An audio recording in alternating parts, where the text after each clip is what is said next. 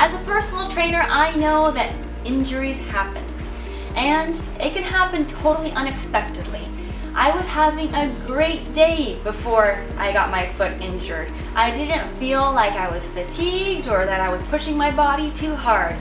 As a matter of fact, right before I started the session that ended up with this injury, I was doing this.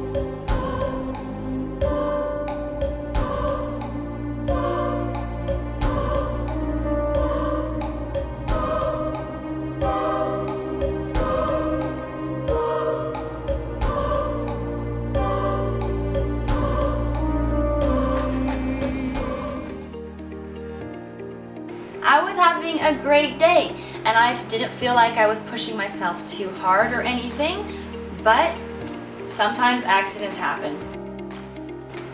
Hi, my name is Elizabeth Wales, and I want to talk to you today about injuries, specifically blunt force trauma injuries. I'm going to talk about what they are, why they're so common in sports, what to do when we have one, and how we can make the injury a little bit less severe when it happens.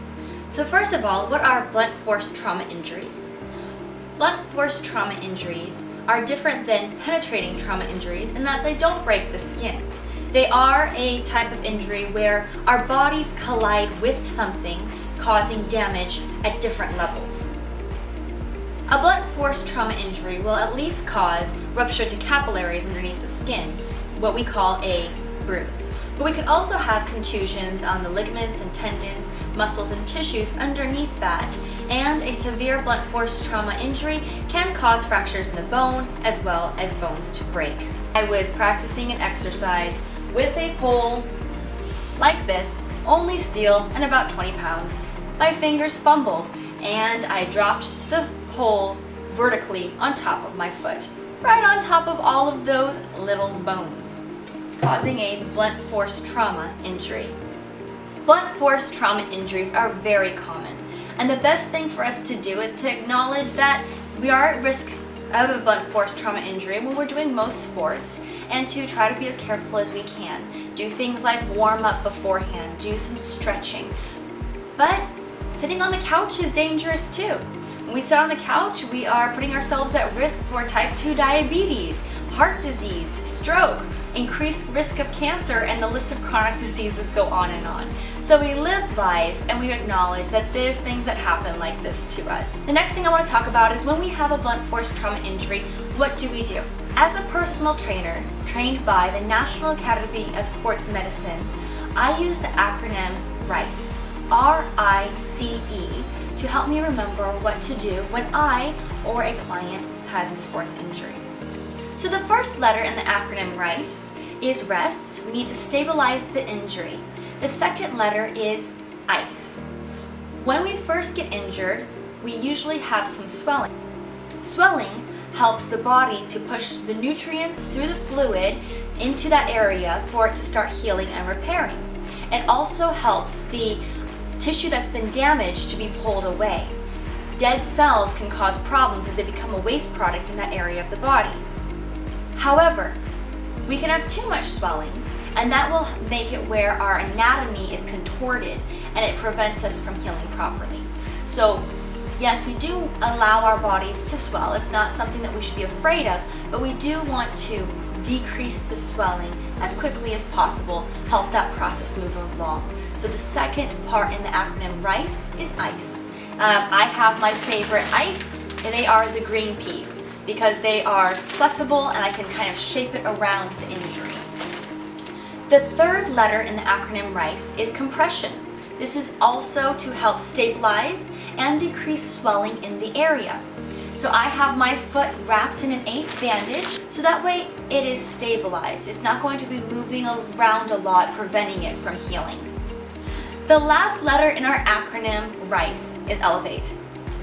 How high should we elevate? The general rule of thumb is that we want to elevate our body part that is injured above the center of our body.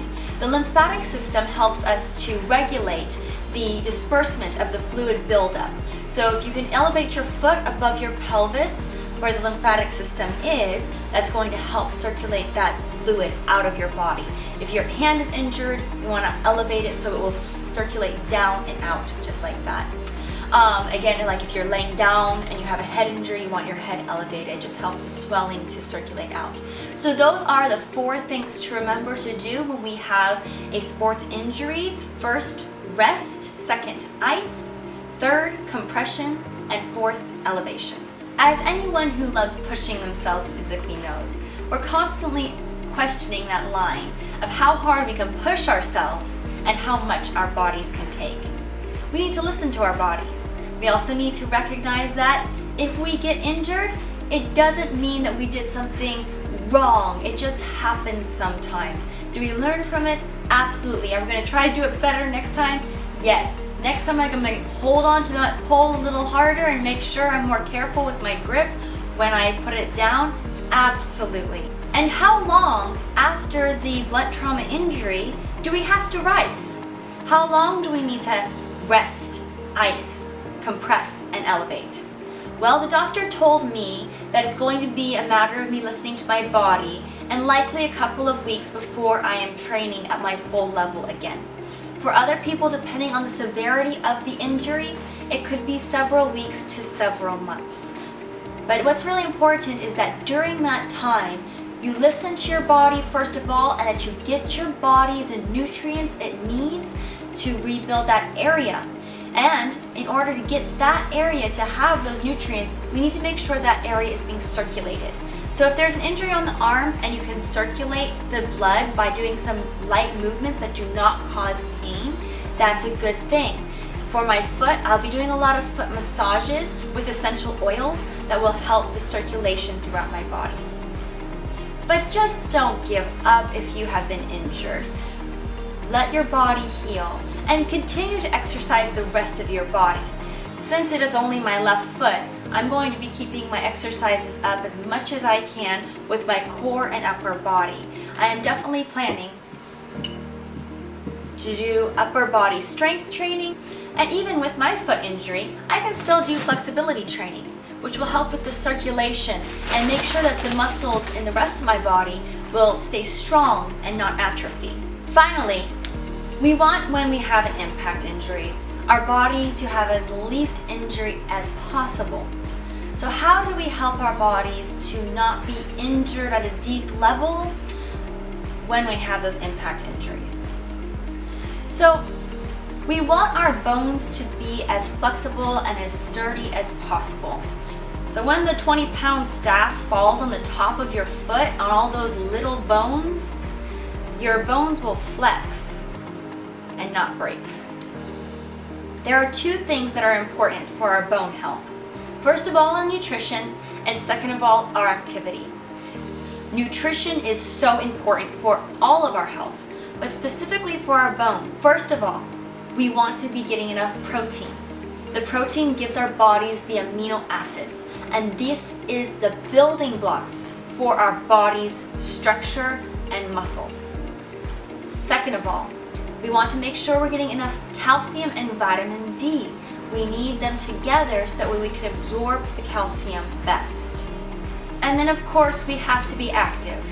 By being active, we are encouraging our bodies to adapt to impact. This is telling our bodies, hey, we need to have strong bones because in our lifestyle there is impact.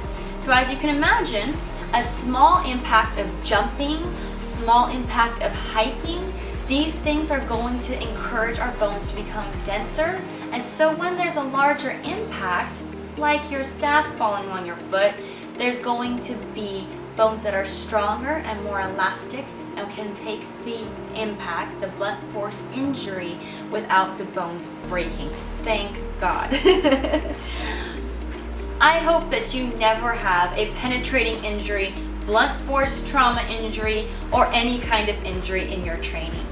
But if you do, I hope that this video will help you know what happened, why it happened, what to do, and also how to decrease the severity of the injury now and later.